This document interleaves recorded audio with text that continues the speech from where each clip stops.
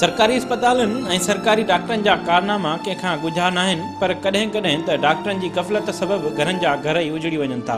हैदराबाद जी lady difference अस्पताल में डॉक्टरियाणीअ जी गफ़लत सबबि मासूम गुल दुनिया में अचण खां पहिरियां ई कुमाइजी वियो। कासमाबाद जे भिटाई टाउन वारे इलाइक़े जे रवासी कुर्बान सांगीअ जी घरवारी विमला हैदराबाद जे ज़नाना अस्पताल में दाख़िल थी, जिते डॉक्टरियाणी जी गफ़लत सबबि संदसि ॿारड़ो फ़ौत थी वियो, जॾहिं त ॿारड़े खे जनम ॾींदड़ वालदा जी हालत गणती जोगी हुजण करे खेसि ICU में दाख़िल कयो वियो। डॉक्टरियाणी आई आहे साहिबु 3 कलाकनि खां पोइ वाप आई आहे। सभु ईअं ऑपरेशन 4 कलाक खां पोइ वरी डॉक्टर आई आहे जंहिंजो नालो नूरजहां आहे।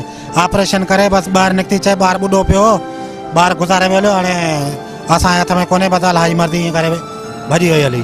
ॿार खे मथे में कट आयो पियो आहे ऐं हितां कन वटां कट आयो पियो अथसि, ॻाढ़ो रत जो निशान, मथे खां हितां रत जो निशान कट आयो पियो, तारू मगज़ वारो। मां अंदरि पई अथसि बेहोश, बच्चे जहिड़ी हालत अथव तव्हांजे अॻियां, कट ॾेई न ख़तमु करे तव्हांजे अॻियां आसिरो ज़ख़म। एन टाइम ते चवंदा ऑपरेशन थींदो, ॿार जी धड़कन घटि, वरी असीं अल्ट्रासाउंड कराइण विया आहियूं, उते ई आया आहियूं, डॉक्टर चवंदा सही अथसि, ऐं ऑपरेशन शुरू कयोसीं। ज़ालिमन वढियो हुयसि। पहिरीं 8 महीननि ताईं चवंदा नॉर्मल आहे, पोइ फाइनल जेको स्टेज ईंदो आहे डिलीवरी जो, उनमें चवंदा आहिनि त पेट में पाणी भरियो पियो आहे, हाणे चीरा था ॾियूं। पोइ चीरो ॾेई माउ खे त चीरो ॾियनि था, पर ॿार खे बि चीरो था ॾियनि। इहो किथे जो इंसाफ़ आहे? मुंहिंजे बच्चे जो क़त्ल कयो आहे ज़ालिमन, मुंहिंजे बच्चे जो क़त्ल कयो आहे ज़ालिमन।